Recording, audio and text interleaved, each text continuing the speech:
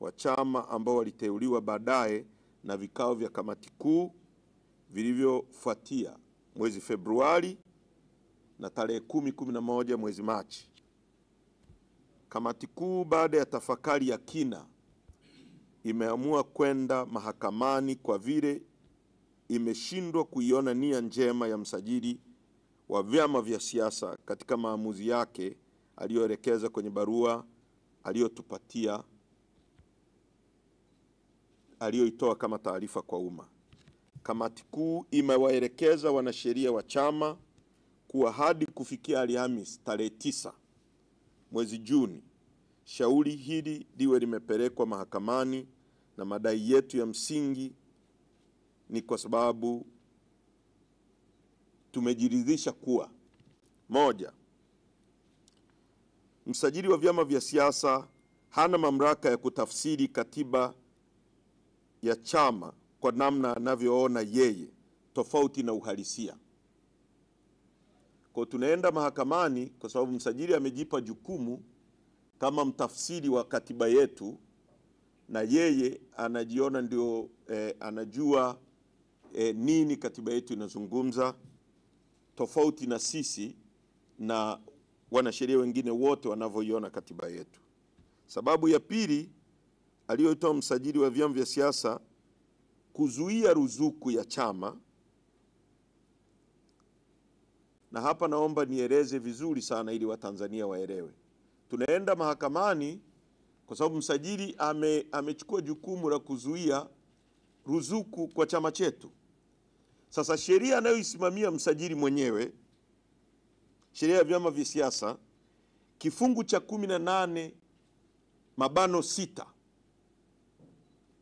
msajili ana uwezo wa kuzuia ruzuku ya vyama au kwa chama kingine chochote, sio cha kwetu tu, chama kingine chochote kinachopokea ruzuku, pale tu ambapo kuna kweli ya mkaguzi na mdhibiti mkuu wa hesabu za serikali kwa chama hicho, kwamba labda chama kimefanya matumizi ya hovyo ya fedha, na mkaguzi na mdhibiti mkuu wa hesabu za serikali amekagua na ametoa ripoti, kama vile mnavyosikia sasa hivi ripoti ya mkaguzi na mdhibiti mkuu wa hesabu za serikali inasema serikali ya Rais Samia imefanya matumizi yasiyokuwa na tija ya bilioni 571.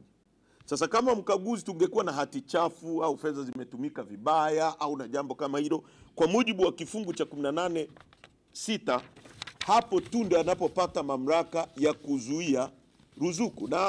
Na process sio hiyo kwamba anakaa tu nyumbani kwake anasema nimezuia ruzuku. Process atatuandikia sisi barua ya kutaka to show cause, na hii pia inaenda mpaka kwenye board of trustees, sio chama tu, kwa sababu chama hiki ni mali ya board ya board of trustees. Sasa board of trustees ishow cause na chama kishow cause kwamba kuna matumizi ya hovyo, na kwa kutumia ripoti ambazo ziko audited za mkaguzi na mdhibiti mkuu wa hesabu za serikali. Sasa msajili amejifanyia tu. Kwa hiyo tunaenda mahakamani kupinga hilo, kwa sababu tukiacha haya mambo kuna mtu mwingine na mwingine na mwingine atafanyiwa hivi.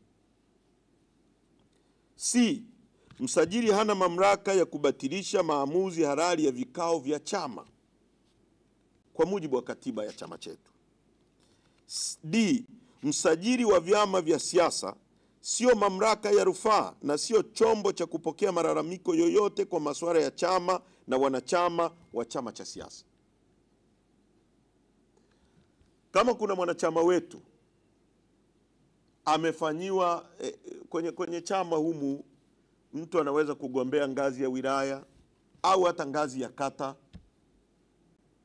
pale kwenye maamuzi yakafanyika maamuzi, labda ameona mtu ametoa rushwa labda na vitu kama hivyo, katiba yetu inakutaka ukate rufaa. Kama wewe ni ngazi ya kata, ukate rufaa kwenye wilaya, na mamlaka ya rufaa itapitia, mamlaka ya wilaya itaakti kama chombo cha rufaa, itapitia malalamiko yako na itafanya nini?